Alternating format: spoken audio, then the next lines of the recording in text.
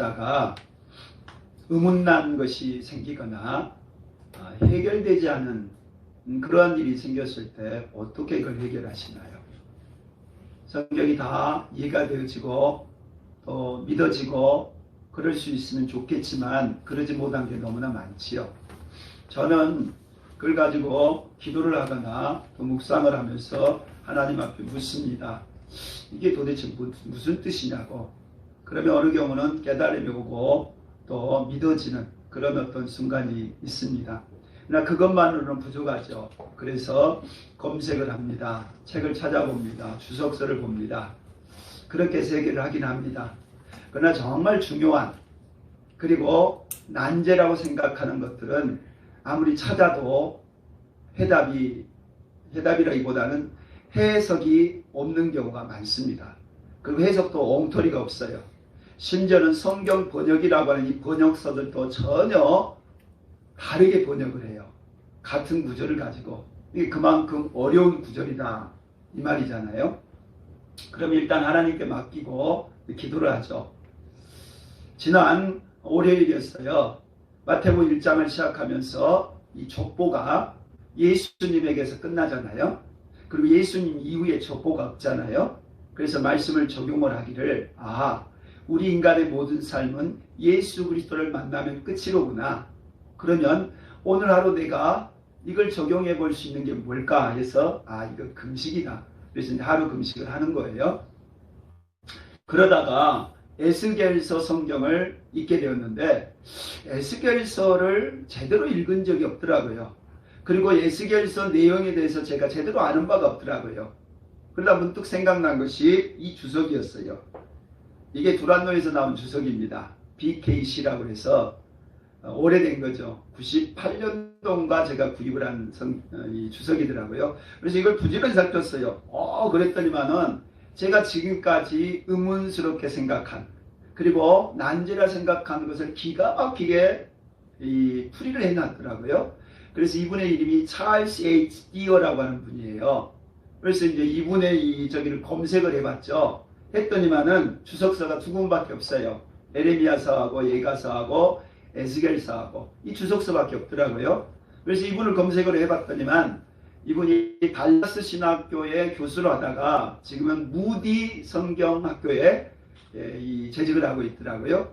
그래서 또 이 책을 증보판이에요. 이걸 신청을 했어요. 그래서 이 98년도에 원래는 83년도에 우리나라에 번역을 했고 제가 산 것이 98년도라는 거예요. 그리고 나서 최근에 이 개정판을 이거 샀어요. 근데 내용은 별 차이는 없더라고요. 너무 기뻤어요. 그래서 거기서 끝나는 게 아니라 이 BKC라고 하는 주석이 달라스 신학교 교수진들이 집필한 그 주석서였어요. 그래서 제가 평소에 의문시했었던 특히 이 그날, 주의 날, 하나님의 날, 이 날에 대한 것이 굉장히 해석이 안 됐었거든요. 그리고 그것을 이 무천년 입장에서 해석을 할 때 말도 안 되게 막 해석을 하는 거예요. 성경은 그렇게 의미 없이 써놓은 성경이 한 구절이 없는 건데 코에다 붙이면 코골이, 입에다 걸면 입꼬리 그런 식으로 성경을 해놓은 거예요. 해석을 해놓은 거예요.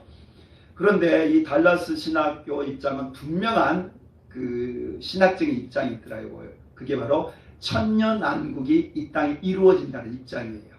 그리고 그걸 가지고서 신구약을 다 해석을 했어요. 그래서 그 주석서를 구약도 찾아보고 신약도 찾아보고 계시록까지 다 찾아보니까 그들은 천년왕국을 분명하게 이 땅에 이루어진 나라로 믿고 거기에 따라서 해석을 하고 있더라고요.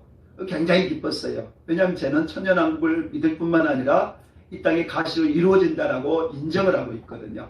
그런데 해석서들이 주석서들이 그렇게 인정을 안 해요. 왜냐하면 개신교의 주류는 무천년이라고 해서 천년왕국은 교회고 교회 시대가 끝나면 신천신지의 새로운 새 땅이다. 그렇게 주장을 하기 때문에 이 천년왕국을 인정 안 해요. 그러니까 성경 안에 나오는 이 천년왕국에 대한 모든 것 자체를 인정하지 않는 꼴이 되는 거예요. 굉장히 좀 기뻤어요. 그래서 그 찰스 디어라고 하는 분의 이 책을 미국에 있는 동생한테 야, 너 이거 좀 번역해라. 시간 나면. 제가 그렇게까지 고민만 했는데 이걸 성령이 주신 기쁨이라고 해요. 하나님 말씀을 들을 때, 예배를 드릴 때, 기도를 할 때, 찬양을 할 때 갑자기 마음속에 평안이 임하고 기쁨이 임하고 그렇지 라고 하는 순간이 있습니다. 그게 바로 성령의 열매예요. 성령이 주시는 건 평안이 있고 기쁨이 있는 거예요. 그래서 이 성령이 주시는 이 기쁨은 우리가 맛있는 것, 우리 모두가 원하는 거죠. 근데 그 맛있는 것을 먹을 때의 기쁨이나 또 아름다운 광경을 보고 여행을 해서 또는 내가 원하는 시험에 합격을 해서 거기에 들어가는 그런 식의 기쁨과 비교를 할 수 없을 만큼의 기쁨이 있어요. 해보시면 알지만은 성령이 주시는 기쁨은 영원하기 때문에 그래요. 근데 아무리 맛있는 걸 먹고 좋은 데를 다니고 또 많은 걸 누렸어도 그때뿐이에요. 영원하지 않거든요. 성경 안에서는 이 기쁨을 발견하는 사람들이 순교의 길을 걷다라고 말을 해요. 주기철 목사님이 죽음의 길을 알면서도 그 길을 걸어가요. 스테반이 돌을 맞아가면서도 기쁨으로 천국을 가는 거예요. 내 안에 그런 기쁨이 있기 때문에. 근데 반대로 예수를 믿는데 우울해요. 기쁨이 없어요. 즐거움이 없어요. 그리고 사는 것이 재미가 없어요. 왜 그래요? 성령을 거역하기 때문에 그래요. 내 안에 죄를 품고 살아서 그래요. 생각해봐요. 똥덩어리가 내 안에 있는데 제 아무리 꾸민다 한들 그것이 꾸며져요? 아니죠. 죄라고 하는 것이 하나님과 우리 사이를 가로막아버린다고 그랬어요. 그러니까 빛이 없는 것처럼 사는 거고 또한 삶이 의욕이 없어요. 재미가 없어요. 아무리 재밌는 걸 해도 그때뿐이지 마음속에 답답하고 뭔가 머리를 확 누른 것 같고 힘들어요. 그게 바로 죄 지은 사람의 특징인데요. 오늘은 이 두 종류의 사람, 하나님을 만난 기쁨의 사람과 또 죄를 지어서 힘들게 살아가는 이 두 종류의 사람을 살펴보고자 합니다. 우리는 지금 아버지의 마음 7번째 시간입니다. 오늘 아버지는 아버지의 뜻대로 행하는 자를 부르시는 분이다 라는 거죠. 아버지의 뜻을 따라 사셨던 분, 그분이 예수님이세요. 요한복음 5장 30절 같이 읽어볼까요? 나는 나의 뜻대로 하려 하지 않고 나를 보내신 이의 뜻대로 하려 함으로. 아멘. 예수님이 하신 말씀이죠. 나는 나를 보내신 이의 뜻대로 산다. 밥 먹는 것도 잠자는 것도 사는 것도 심지어 죽는 것도 아버지의 뜻을 따라서 한다. 그러셨어요. 그래서 아버지의 뜻대로 한다 이 말을 다른 표현으로 말하면 아버지의 영광을 위해서 한다. 이렇게 표현해도 돼요. 그러니까 예수님은 모든 것이 다 아버지의 뜻이었어요. 모든 것이 아버지의 영광이었다라는 거예요. 그래서 예수님은 한 번도 자기가 영광을 취하신 적이 없어요. 그래서 마지막 십자가 앞에 두고서야 아버지께 아버지 내가 지금까지 아버지의 영광을 위해서 살았던 것 아시지요? 아버지의 뜻을 따라서 100% 순종한 것 아시지요? 이제는 나에게 영광 주시라. 그렇게 기도를 해요.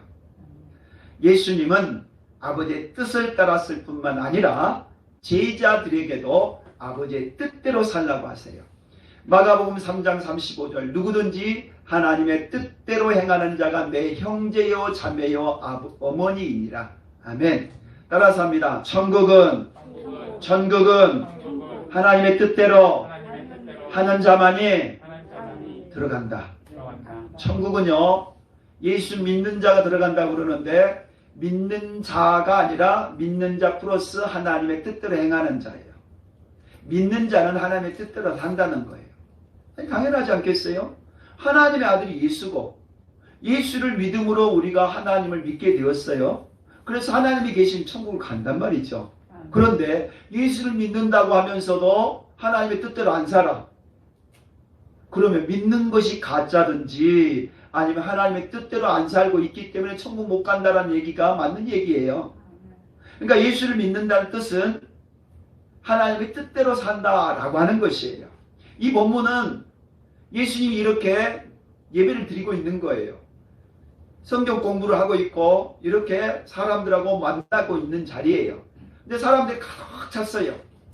근데 저 바깥에, 문 밖에서 예수의 어머니와 형제들이 예수님 만나자고 지금 요청을 한 거예요. 공적 생애를 하고 있는 예수님, 공생애를 사시고 있는 예수님에게 사적인 관계, 사적인 생활을 요구하는 일이 벌어졌다는 거예요. 그때 예수님이 하신 얘기예요. 자기 어머니가 밖에 있단 말이죠. 그리고 자기의 형제들도 밖에 있어요. 그리고 예수님 잠깐 만나자고 하는데 무슨 얘기를 한 거예요? 하나님의 뜻대로 행하는 자만이 내 형제요 자매요 어머니다 라는 얘기를 한 거예요. 다시 말하면 전양반들이 하나님 뜻대로 하지 않는다면 나를 낳아준 엄마고 나의 형제 자매고 나와 관계된 식구들이지만 하나님의 뜻대로 안 한다면 저들은 나의 형제도 아니고 자매도 아니다. 엄청 파격적인 얘기를 하십니다. 예수님은 하나님의 뜻대로 사셨어요. 당연히 제자들에게 하나님의 뜻대로 살라고 명하신 거예요. 그래서 오늘 두 아들이 나와요. 두 아들인데 이 두 아들이 둘 다 아버지의 뜻대로 100% 순종을 안 해요. 아버지가 포도원 농부죠. 근데 그 포도원에 가서 일을 하라고 큰아들에게 명령을 했어요. 얘야, 너 포도원에 가서 일하라 라고 명령을 내렸다는 거예요. 큰아들이 예 하고서는 행동은 실천 안 했다는 거예요. 둘째 아들에게 예, 너 포도원에 가서 일해. 그래서 아니에요, 싫어요. 하기 싫어요. 그랬는데 뉘우치고 포도원에 가서 일을 했다라는 거예요. 두 아들. 그리고 나서 예수님이 그 무리들에게 묻습니다. 누가 아버지의 뜻대로 행한 자냐라고 물어봐요. 누구죠? 둘째 아들이죠. 행한 자니까. 뜻대로 말하는 자를 물어본 게 아니잖아요. 뜻대로 행하는 자를 물었으니까 당연히 둘째 아들이죠. 그래서 둘째 아들입니다 라고 말을 해요. 그래 맞다. 하나님의 뜻대로 행하는 자를 하나님이 부르고 계시다라는 얘기입니다. 맹사성이라고 하는 사람이 있어요. 20살에 파주 군수로 왔답니다. 19살에 장원급제를 하고 이 파주에 군수로 왔는데 여기에 있는 한 노승이 있었다고 그래요. 아마 우리 저기 광탄에 있는 절이 아닐까 싶은데 그 스님한테 찾아가가지고 스님 한수를 좀 배우고 싶습니다 라고 얘기를 했답니다. 그러자 죄를 짓지 말고 착하게 사십시오 라고 하는 한자 말을 한 거예요. 그러자 이 맹사성이 속으로 웃은 거예요. 누가 그런 걸 모르나? 한수 배우려고 왔더니만 별 볼 것 없네 라고 했더니만 유명한 백문이 불여일견이요 저 잘못했네요. 백견이 불여일각이요 백각이 불여일행이라 라는 얘기를 한 거예요. 못 들어본 소리네 라고 했어요. 그러자 이 사람이 찻잔에다가 물을 따른 거예요. 차를. 근데 이게 넘칠 정도로 막 따르는 거예요. 그래서 물이 막 흘러가는 거예요. 그래서 맹사성이가 아니 스님 지금 물이 넘치지 않습니까? 그러자 또 얘기를 하는 거예요. 찻잔에 물이 넘치면 흘러가는 것처럼 인격이라고 하는 지식이라는 것이 넘치다 보면은 인격을 망치는 수가 있어요. 찻잔에 물이 넘치는 것은 알면서 지식이 교만해서 차고 넘치는 걸 모른다라는 그런 깨우침이었어요. 그러자 이 맹사성이가 굉장히 충격을 받고 나가다가 그만 머리를 문턱을 탁 치고 만 거예요. 그러자 하는 얘기, 고개 숙이면 부딪히는 법이 없습니다 라는 얘기를 줬다고 해요. 그래서 이 맹사성은 세종대왕 당시 때 제상을 지내는데 청백리로 황희정성과 함께 유명한 사람이 되었다라고 합니다. 중요한 것은 일행, 한 번의 행동, 그것은 100번의 깨달음하고 똑같아요. 또한 100번의 깨달음이니까 10,000번에 보는 것하고 똑같다. 10,000번에 보는 것이니까 100만 번에 듣는 것과 똑같다는 뜻이에요. 한 번의 행동은 100만 번의 설교 듣는 것보다도 낫다 이 말이에요. 여러분 평생 설교 들으면 몇 번 들어요? 평생 설교 듣는 사람보다 단 한 가지 행하는 사람이 낫다라는 뜻이에요. 우리 주님도 마찬가지예요. 아버지의 뜻대로 행하는 자를 원하지 듣기만 하는 자를 원하는 게 아니라는 거예요. 천국은요 순서가 있어요. 들어간 순서가 있어요. 세리들과 창녀들이 종교 지도자들보다 먼저 천국에 들어간다. 그럼 순서가 있다는 거잖아요. 먼저 들어간 자가 있고 나중 들어간 자가 있다는 거예요. 예수께서 그들에게 이르시되 내가 진실로 너희에게 이르노니 세리들과 창녀들이 너희보다 먼저 하나님 나라에 들어가리라. 너희들 누구냐면 대제사장들, 종교인들, 요즘으로 말하면 교회 생활을 오랫동안 하는 목사님, 장로님과 같은 사람들, 대제사장들이에요. 그들보다 세리와 창녀들이 먼저 들어간대요. 무슨 뜻인고? 이건 21장 전체를 읽어보셔야지만 알 수 있는 내용이에요. 21장을 보게 되면 12절에 성전에서 매매하고 있는 자들이 나옵니다. 그리고는 15절에 예수님이 입성하는 광경을 보고 나서 아이들이 막 노래하면서 떠들고 있으니까 얘들에 대해서 분노하는 사람들이 나옵니다. 그리고 23절에는 예수님이 성전을 청소하는 것에 대해서 시비를 거는 너 도대체 무슨 백으로 무슨 권한으로 이런 일을 하느냐라고 예수님을 대적하는 대적자들이 나옵니다. 38절에는 포도원에서 농부가 주인의 아들까지 죽여버린 자들이 있습니다. 이들이 바로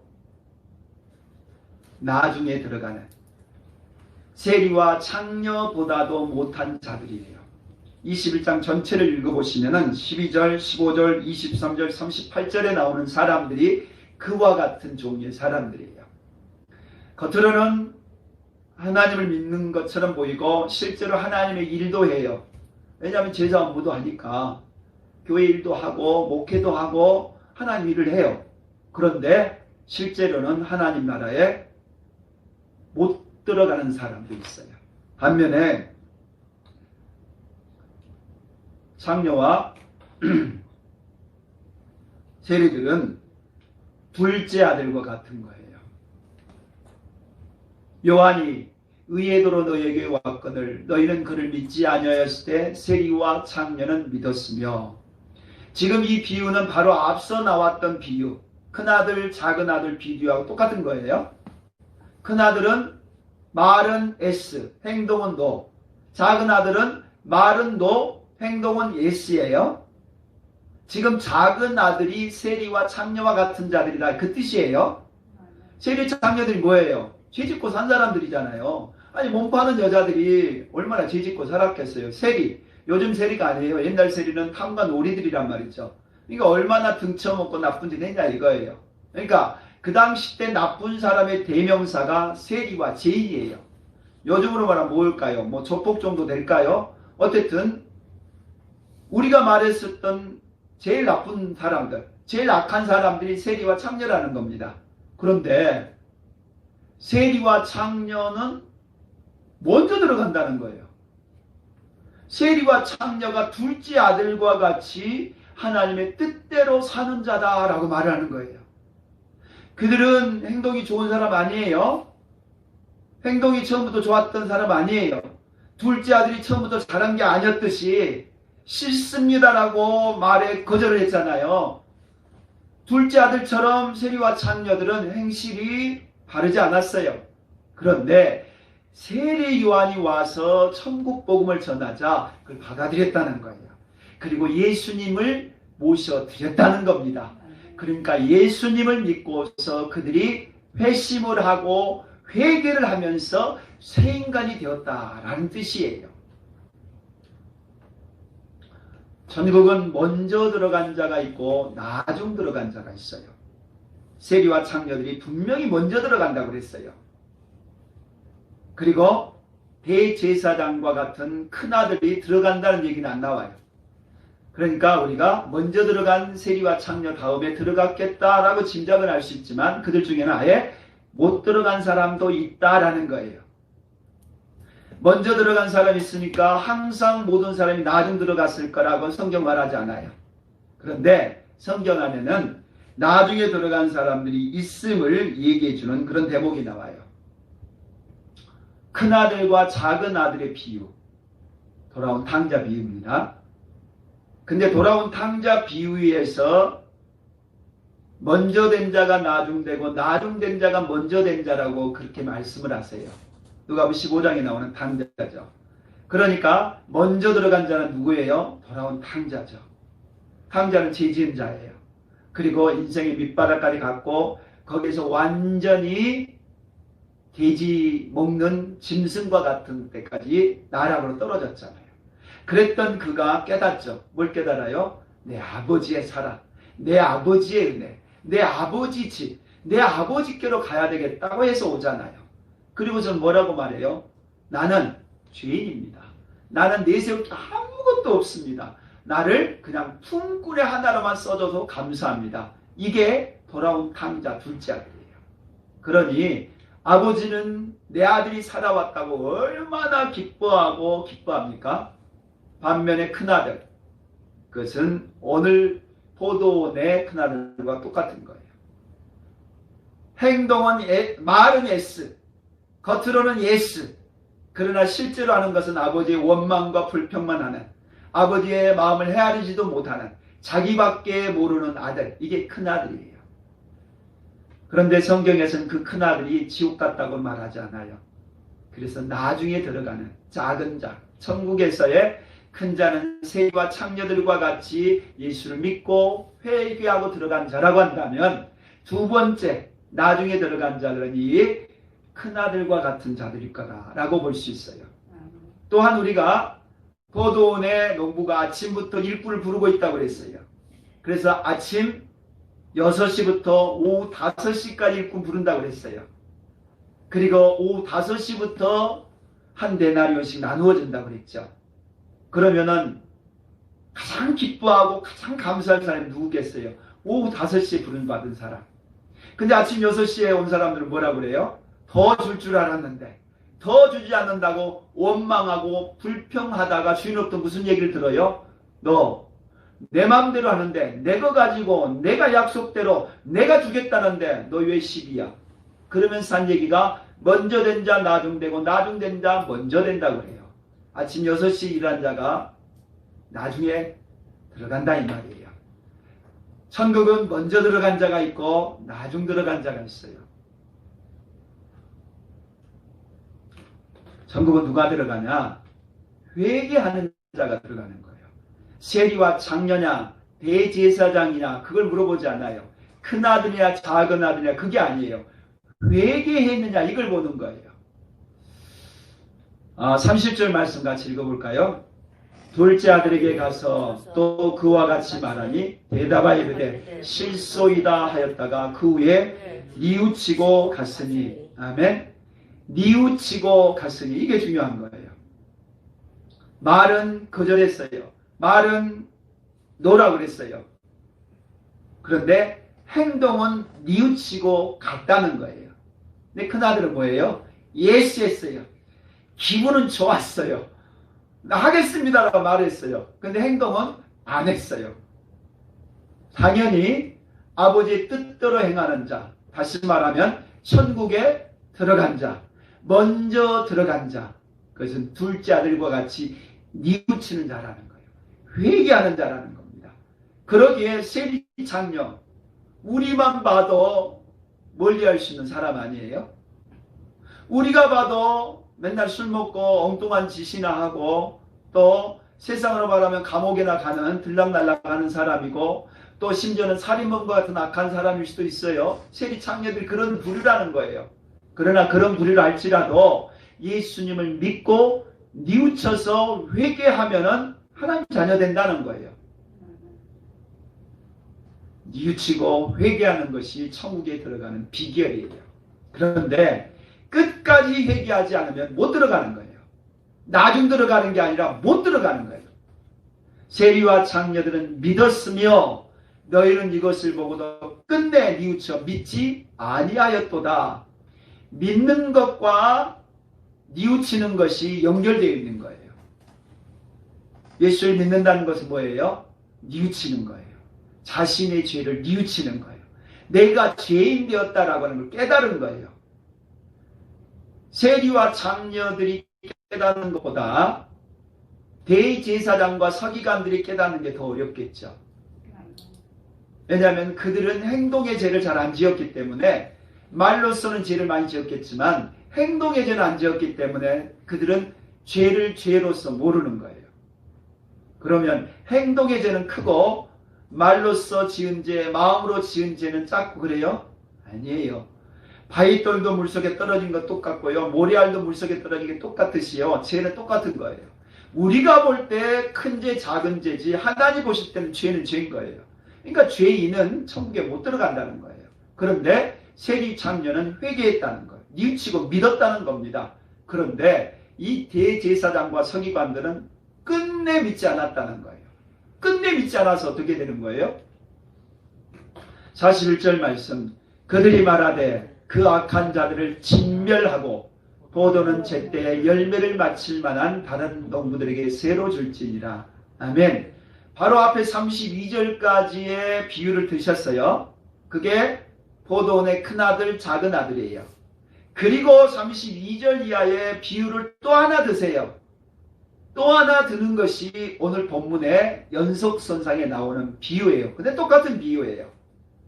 포도원을 마련했었던 임금이 먼 나라에 떠나가면서 농부들에게 그 밭을 맡겨요. 그리고 이제 때가 되었어요. 그래서 종들을 보내가지고 그 포도원의 소출, 포도원의 수확을 거두러 보내는 거예요.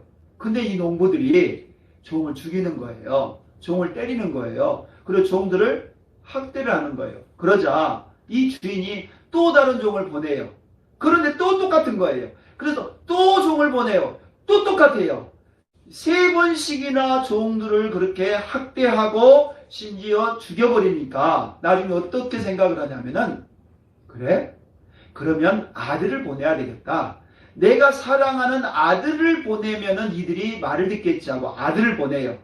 근데 아들을 죽여버리면 사는 얘기가, 이 아들은 상속자니까 이 아들을 죽여버리면은 이 밭은 우리 것이 된다라고 그렇게 생각을 하고 나서는 아들을 영문 밖에서 죽여버려요.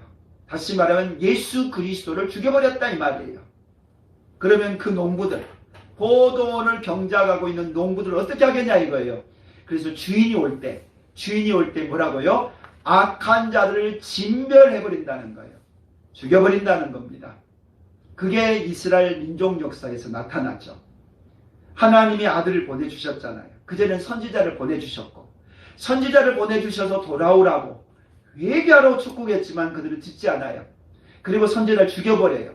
이게 마지막에 누구를 보내요? 아들 예수를 보내요. 아들 예수 보내면 믿겠지, 돌아오겠지, 구원받겠지라고 보내는데 그 아들 예수를 어떻게 해요?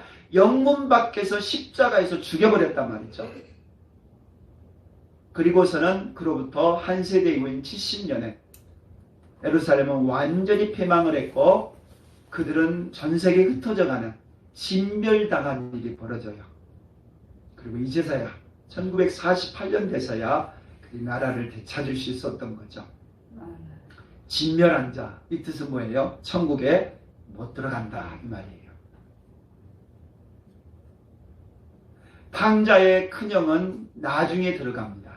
왜냐하면 나중된 자라고 했기 때문에. 아침 6시에서부터 일한 사람도 들어가는 사람이에요. 나중이라도 들어갑니다.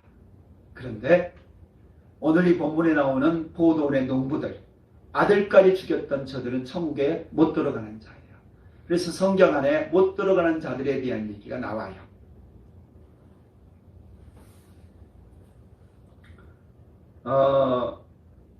지난번에 살펴보았었던 초청을 했을 때, 혼인잔치에 초청을 했을 때 거절한 자들도 천국에 못 들어갑니다. 또 달란트 비유에서 어두운데 쫓겨난 자들도 천국에 못 들어간 자들이에요. 예수님의 비유 속에서 분명하게 천국에 못 들어간 자들도 있어요. 나중 들어가는 자도 있지만은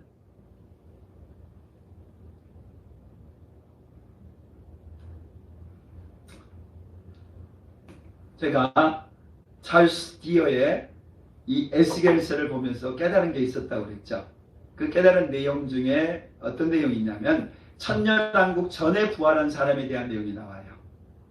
천년왕국이 시작되기 전에 7년 대환란이 이 땅에 이루어지는데 그때 부활한 사람, 다니엘서에도 나오고 계시록에도 나오고 또 데살로니가서에도 나오는 사람들이에요.